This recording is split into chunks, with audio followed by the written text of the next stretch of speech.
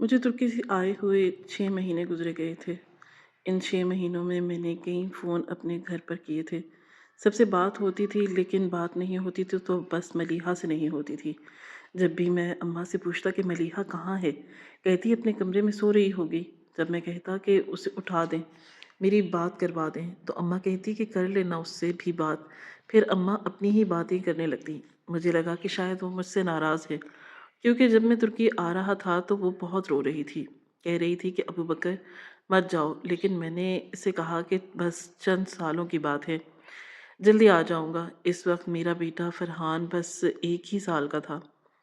जब मैं पाकिस्तान से तुर्की आया था, कुछ दिन बाद ही जब मैंने फ़ोन किया तो मलिहा ने मुझसे बात की थी। रो भी रही थी, कहने लगी कि जल्द आ जाना, बस 1 महीना ही।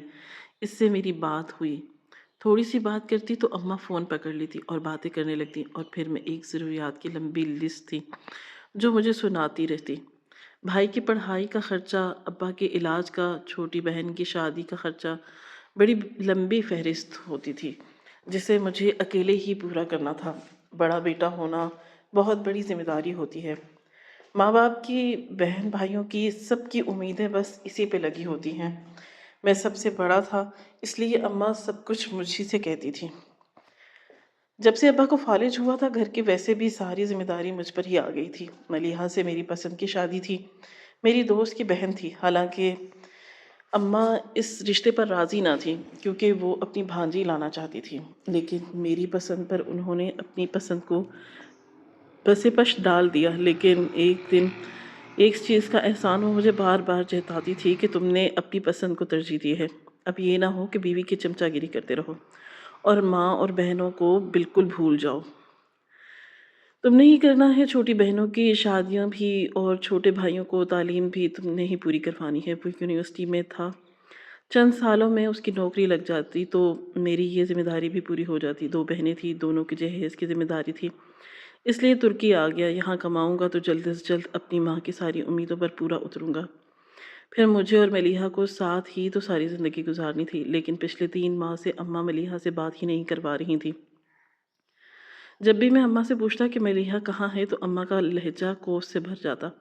कभी कहती कि किचन में होगी, कभी कहती कमरे में होगी। अम्मा कहती अपनी मनमानियाँ करती है, जब जी चाहता है मुंह उठा के मैके चली जाती है। हमारी इज्जत और हमारी कोई भी बात की अहमियत नहीं है इस लड़की के दिल में। बहरहाल वक्त यूं ही गुजरने लगा। हर बार जब मैं अम्मा को फ़ोन करता, यही सवाल करता कि मरीहा कैसी है, कहाँ है, मुझसे बात करवा दे। अम्मा इस बात को आएँ बाएँ शाएँ कर जाती। 1 साल बीत गया, मैंने इनकी आवाज़ नहीं सुनी थी। मेरे दिल की बेताबियाँ बढ़ने लगीं। मैंने अम्मा, मेरी मलीहा से बात करवा दो। अम्मा ने कहा कि वो सो रही है। मैंने कहा उसे जगा दें, लेकिन मुझे आज उससे बात करनी है। अम्मा कहती है अच्छा ठीक है, रुको। कुछ देर बाद मलीहा ने फ़ोन उठाया और बेरुखी से कहने लगी, कहिए क्या काम है आपको मुझसे? मैंने कहा मलीहा ऐसे क्यों बात कर रही हो? कहने लगी अबू बकर कोई काम है तो बताएं, मुझे अभी फरहान को भी देखना है। मेरा दिल तो मलीहा की बात सुनकर टूट गया। मैंने कहा कि बस तुम्हारी आवाज़ सुननी थी। कहने लगी सुन ली आवाज़? मैंने कहा कि हाँ। मलीहा कहने लगी ठीक है। ये कहकर उसने फ़ोन अम्मा को दे दिया। मेरा दिल तो मलीहा की बात सुनकर टूट सा गया। परदेस में रहना आसान तो नहीं होता। आप लोगों की यादें हैं तो हमारे पास होती हैं। बेचैनी से हम लोग इस वक्त का इंतज़ार कर रहे होते हैं कि जब जेब में चंद पैसे आ जाएं और उसे टेलीफोन बूथ पर ले जाकर डालकर अपनों की आवाज़ सुन सकें, इनकी बात सुन सकें, जो मर्द के लिए एक ऐसी घनी छाँव की तरह होती है कि चंद मीठी बातें भी कर ले तो ऐसा लगता है कि ज़िंदगी की कड़ी धूप में कुछ ठंडी छाँव जैसा हो। लेकिन मलीहा की बात सुनकर मुझे बहुत अफसोस हुआ। इसे ज़रा भी एहसास नहीं था कि मैं यहाँ पर इतनी मेहनत कर रहा हूँ ताकि अपने बेटे को बेहतर मुस्तकबिल दे सकूँ, इसकी ख्वाहिशात पूरी कर सकूँ। लेकिन इसने तो मुझसे सीधे मुँह बात भी करना मुनासिब नहीं समझा। इसके बाद मैंने भी कभी भी अम्मी से मलीहा की बात करने का नहीं पूछा। जब 3 साल गुजर गए और मेरी वापसी का वक्त आया तो अम्मा का एक फ़ोन आ गया। कहने लगी अबू बकर मुबारक हो, समिया का रिश्ता तय हो गया, बस अब इसकी जहेज़ की तैयारी करो। मैं ये सुनकर हैरान रह गया। मैंने कहा कि अम्मा मैं आपको इतनी तो पैसे भेजता रहा, वो कहाँ चले गए? वो सब इसलिए भेजता था ताकि आप समिया और फ़ज़ा के जहेज़ की तैयारी करें। इतनी बड़ी रकम जाती कहाँ थी? वो कहने लगीं कि 100 ज़रूरतें होती हैं बेटा और तुम्हारी बीवी के खर्चे कम हैं। क्या जो आता था वो यूँ ही खर्च हो जाता था? बस मुझे नहीं पता, बहन के जहेज़ के लिए अलग से पैसे भेजो। मैं कहता अम्मा क्या करूँ? मैं 14-14 घंटे की ड्यूटी कर रहा हूँ, इसके अलावा और क्या करूँ? अम्मा ने गुस्से से फ़ोन बंद कर दिया। मुझे दोबारा से अपना वीज़ा लगवाना पड़ा। नौकरी थी कि ख़त्म होने का नाम नहीं ले रही थी। मैं तो समझता था कि अम्मा ने बड़े तरीके से खर्च किया होगा और बहनों का जहेज़ भी बन चुका होगा, क्योंकि मैं एक माकूल रकम अम्मा को भेजता था, लेकिन पता नहीं कहाँ जाती थी। फिर मैंने अपने काम की ड्यूटी और घंटे भी बढ़ा दिए। दिन रात मेहनत करके 2 साल और लग गए। बहनों की शादी हो चुकी थी, छोटे भाई की नौकरी भी लग चुकी थी। अब कुछ सुकून हो गया। थोड़ी सी सेविंग मैंने करनी शुरू कर दी ताकि पाकिस्तान जाकर एक कारोबार सेट कर सकूं। जब मैं पाकिस्तान गया तो एयरपोर्ट पर मुझे सभी लेने आए थे। मेरी भाई, 2 बहनें, इनके शौहर, मेरी माँ, यहाँ तक कि अब्बा भी। बहुत मुश्किल से व्हीलचेयर पर बैठकर मुझे लेने आए। 5 साल बाद मैंने उन सब लोगों को देखा था। सबसे पहले अब्बा के साथ लग गया। अब्बा मुझे सीने से लगाकर रोने लगे। मेरी भी आंखों से आंसू झलकने लगे। फिर अम्मा के साथ लग गया, वो भी रो रही थी। बहनों की भी आंखें नम थी। छोटा भाई भी मेरे गले लगकर मिला। फरहान अम्मा की गोद में था। मैंने फरहाद को गोद में लिया तो अजनबी नज़रों से मुझे देख रहा था। फिर मैंने इधर उधर देखना शुरू कर दिया। मलीहा नहीं आई थी। मैंने कहा अम्मा मलीहा नहीं आई मुझे लेने। अम्मा कहने लगी कि इसे कितना कहा हमने, कितनी मिन्नतें की इसकी कि चलो, लेकिन नहीं, अपनी ज़िद की पक्की है। मुझे ये सुनकर बहुत अफसोस हुआ था। जब मैं घर में दाखिल हुआ तो दरवाज़ा मलीहा ने ही खोला। नज़रों के तसादुम पर उसकी आंखों में बस शिकवे ही शिकवे थे। फ़ौरन से उसने नज़रें नीचे करके किचन का रुख कर लिया। मेरे दोस्त और ख़ानदान वाले भी घर में मुझसे मिलने के लिए पहुँचे हुए थे। मैं सबसे मिला। खाना भी तैयार हो चुका था। सबके साथ खाना खाया, लेकिन मलीहा इसमें शामिल ना थी। मैंने पूछा तो अम्मा कहने लगी किचन में होगी। खाना खाने के बाद मुझे नींद पर सवार था और थकन भी इतनी हो रही थी, फिर भी मैं सबसे बातें कर रहा था। तुर्की के बारे में बताता रहा। 1 बज गया था रात को। फिर जाके सब रिश्तेदारों और दोस्तों ने मेरी जान छोड़ी थी। जब मैं अपने कमरे में गया तो फरहान सो रहा था। इसके बराबर में जाकर लेट गया। मलीहा का इंतज़ार करने लगा। आंखें नींद से दो भर थीं। सफ़र की थकन की वजह से बेतहाशा नींद थी। इसके बावजूद मैं जाग रहा था। रात के 2 बजे मलीहा कमरे में आई, दुपट्टे से अपने हाथ पोंछ रही थी। मुझे जागता देखकर कहने लगी आप अभी तक जाग रहे हैं, सोए नहीं? मैंने कहा कि तुम्हारा इंतज़ार कर रहा था। मेरी बात सुनकर वो मुस्कुरा भी नहीं पाई थी और आकर बेड पर बैठ गई। कहने लगी शुक्र करें कि आपका इंतज़ार जल्द ख़त्म हो गया। ये कहकर वो फरहान को देखने लगी। मैं इसका बाजू पकड़कर इसे अपनी जानिब खींचा। मैंने कहा कि बड़ी ज़ालिम हो तुम। 5 साल में ठीक से मुझसे बात तक नहीं की। मेरी बात पर उसके चेहरे पर मुस्कुराहट भी नहीं आ पाई। बस मेरी बात का कोई भी जवाब नहीं दिया। 5 साल बाद बीवी की संगत नसीब हुई थी, इसलिए मैंने मलीहा की बात सुनने को तरजीह भी नहीं दी। बस अपनी उदासियों को बताता रहा, अपनी बेताबियों को बताता रहा। रात कैसे गुजरी कुछ पता भी नहीं चला। सुबह देर से मेरी आँख खुली और फरहान कमरे में नहीं थे। मुझे हैरत हुई। छुट्टी का दिन था। हमारे घर में छुट्टी के दिन सभी देर से उठते थे। अपनी घड़ी की तरफ नज़र दौड़ाई तो बस सुबह ही के 9 बजे थे।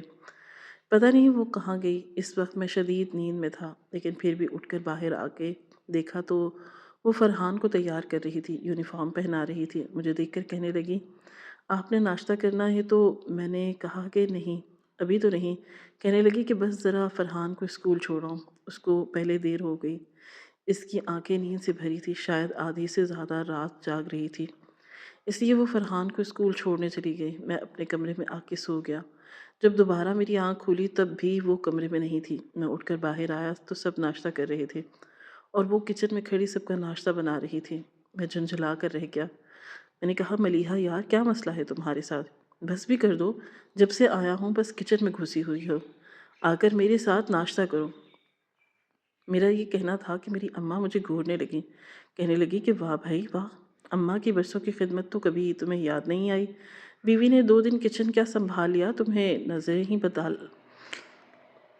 सही कहते हैं कि मोहब्बत की शादी हो तो बस बीवी ही नज़र आती है। मैंने 5 साल अपनी माँ को ही दे दिए थे। उनकी उम्मीदों पर पूरा उतरने की पूरी कोशिश की थी। फिर भी ये ताना मारे قسمت میں لکھا تھا۔ میں نے کہا کہ اماں کیا ہو گیا؟ 5 سال بعد آیا ہوں، جب سے آیا ہوں ملیحہ کچن میں گئی ہوئی ہے۔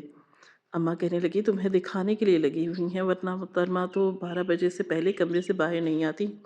تمہاری بہنیں آئی ہوئی ہیں اپنے شوہروں کے ساتھ تم سے ملنے۔ زبردستی تو میں نے ان کو رات کو روکا تھا کہ بھائی آیا ہے، 5 سال بعد آیا، کچھ دیر رک جاؤ، تمہاری بیوی کو سب کا ناشتہ دینا پڑ رہا ہے، تمہیں مسئلے شروع ہو گئے ہیں۔ اچھا بھائی ٹھیک ہے، میں کہہ دیتی ہوں دونوں کو کہ واپس اپنے سسرال چلی جائیں۔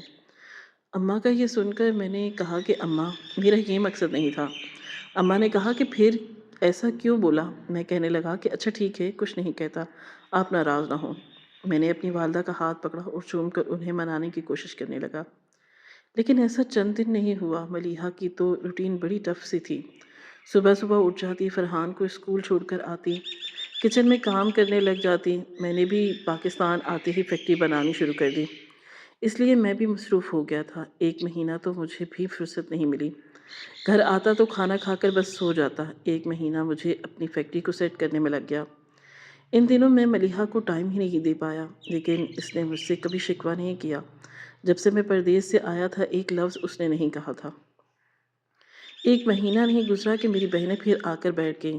بڑی بہن تو 2 دن رہ کر چلی گئی، لیکن چھوٹی منہ پھلاتی یہیں پر بیٹھی رہی۔ پھر پتہ چلا کہ سسرال والوں نے اس کا جینا دھوبر کر رکھا ہے، اب وہ شوہر سے الگ گھر کا مطالبہ کر رہی ہے۔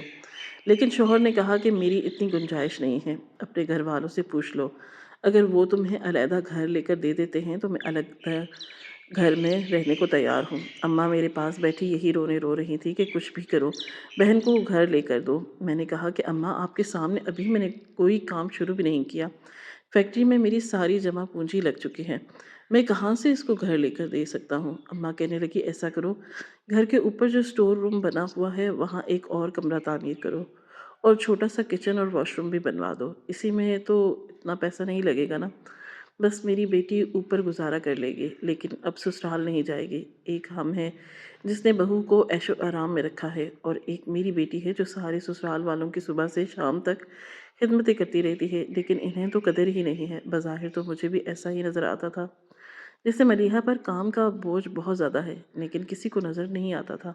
بہرحال جو تھوڑے بہت پیسے میرے پاس بچے تھے، میں نے اوپر چھت پر 2 کمرے تعمیر کروا دیے اور کچن بنوا دیا۔ چھوٹی بہن اوپر آئی، اس نے تو اپنا اوڑھنا بچھونا نیچے ہی شروع کر دیا، جب بھی کھانا لگتا وہ نیچے آ جاتی۔ اس کا شوہر بھی نیچے بیٹھ کر کھانا کھانے لگا۔ پہلے چند دن تو میں خاموشی سے یہ سارا ماجرا دیکھتا رہا، لیکن 1 مہینہ ہو گیا تھا، نہ وہ کہیں جاتا تھا نہ کماتا تھا، بس صبح ناشتے پر میری بہن سے کہتا اپنی بھابھی کو کہو میرے لیے پراٹھا آملیٹ بنا دیں۔ صبح صبح اس نے بھی ناشتہ کیا تھا، رات کو کھانے پر اس کے لیے الگ سے سالن کا گوشت بنتا۔ میرا تو بجٹ آؤٹ ہونے لگا۔ جب میں اماں سے شکایت کرتا، اماں کہتی داماد ہے، اس کے آگے دال سبزی رکھیں گے تو کیا عزت رہ جائے گی؟ ارے بھائی، بہنوئی اور داماد کو ہمیشہ اچھا کھلاتے پلاتے ہیں۔ میں نے کہا کہ یہ اس وقت ہوتا ہے جب بہنوئی داماد کبھی کبھی آئے، ارے یہ تو گھر پہ ہی رہتا ہے، میں نے تو اسے کہیں جاتے ہوئے بھی نہیں دیکھا۔ میرا یہ کہنا تھا کہ میری ماں غصے میں پھر کہنے لگی اصل میں اس کی نوکری نہیں ہے، میں تو تم سے کہہ رہی تھی کہ اب جو بھی کچھ کرنا ہے تم نے ہی کرنا ہے، ابو بکر تم نے ہی یہ سب کچھ کرنا ہے، ایسا کرو اپنی فیکٹری میں اسے کوئی مینیجر لگا دو۔ یہ سن کر تو مجھے غصہ آنے لگا، اسے مینیجر رکھوانے کا مطلب یہ تھا کہ میں اس کی غلامی اپنی فیکٹری میں شروع کر دوں، وہ تو اپنا داماد مجھے فیکٹری میں بھی دکھائے گا، میرے سر پر چودھری بن کر بیٹھ جائے گا۔ میں نے کہا اماں میری فیکٹری میں تو بالکل بھی ضرورت نہیں ہے، میں اپنا اسٹاف رکھ چکا ہوں، البتہ اسے کہیں نوکری لگوا دیتا ہوں۔ میری بات میری والدہ پر ناگوار گزری، کہنے لگیں کہ یہ کیا بات ہوئی، اب نوکری اب یہ کرے گا؟ جب اپنی فیکٹری اللہ نے دی ہے تو اسی میں بیٹھے گا نا، کیا حرج ہے اگر تمہاری فیکٹری سے دونے والے تمہاری بہن بھی کھا لے گی، تمہارے رزق میں برکت ہوگی، کوئی کمی تو نہیں ہوگی۔ اماں کا لہجہ بڑا سخت ہوا۔ انہی دنوں عید الاضحیٰ کی تیاریاں ہونے لگی۔ میں نے ملیحہ سے پوچھا کہ اسے کسی چیز کی ضرورت تو نہیں؟ اس نے نہیں، میں سر ہلا دیا، میرے پاس سب کچھ ہے، آپ ایسا کریں فرحان کے لیے کپڑے لا دیں۔ میں نے فرحان کے لیے بھی شاپنگ کی اور اپنے لیے بھی کپڑے لے آیا، کیونکہ میں نے کہا ملیحہ اپنے لیے تو ویسے بھی منع کر چکی ہے۔ جب میں نے اپنی والدہ کو فرحان کے کپڑے دکھائے، میری والدہ دوپٹے سے اپنے آنسو صاف کرنے لگیں، کہنے لگیں اپنے بیٹے کی فکر ہے، بیوی کی فکر ہے، لیکن یہ نہیں پتا کہ بہن عید پر کیا پہنے گی۔ میں نے گہری سانس لی اور جیب سے بٹوا نکال کر 10,000 اپنی ماں کے ہاتھ میں رکھ دیے۔ میں نے کہا کہ یہ دے دیجیے گا اس پر، اپنے اور اپنے شوہر کے کپڑے سلوا لے گی۔ اس دن کے بعد میرا چھوٹا بھائی بھی معصوم بنا میرے سامنے بیٹھا رہا، کہنے لگا کہ مجھ سے نہیں ہوتی یہ نوکریاں، جب دیکھو باس مجھے ذرا ذرا سی بات پر ڈانٹتے رہتے ہیں، کہتے ہیں وقت پر آؤ، وقت پر آؤ۔ میں آدھا گھنٹہ لیٹ آفس پہنچا، کام تو کر رہا تھا لیکن نہیں، نخرے بہت ہیں بھائی، میں نے نوکری چھوڑ دی ہے، اب میں آپ کی فیکٹری میں کام کروں گا۔ ظاہر سی بات ہے، جب اپنی فیکٹری ہے تو کیا ضرورت ہے میں نوکری کروں، دوسروں کے تلوے چاٹوں، اپنا بنا بنایا کام بس نیند پوری کیا کروں اور آرام سے اپنی فیکٹری میں جا کر کام کروں گا۔ میں تو یہ سب دیکھ کر پریشان ہو گیا۔ یہ فیکٹری میں نے اپنی ابھی لگائی تھی تاکہ اب میں اپنے بارے میں سوچ سکوں، پردیس اپنے بہن بھائیوں کے لیے تو کاٹ کر آیا تھا تاکہ ان کی ذمہ داریاں میرے سر سے اتر جائیں، لیکن یہ ذمہ داری تو گلے کے توق ہی بن گئی، میرے گلے میں پڑنے لگی۔ پہلے بہنوئی کو نوکری پر رکھا، بھائی بھی نوکری چھوڑ کر فیکٹری پر نظر رکھنے لگا۔ عید سے چند دن پہلے میں جانور بھی لے آیا اور اس پر بھی اماں نے بہنوئی کا الگ حصہ ڈلوایا تھا۔ صبح عید تھی اس لیے سب کے کپڑے استری سٹینڈ پر رکھے ہوئے تھے۔ ملیحہ تیزی سے اس پر استری کر رہی تھی۔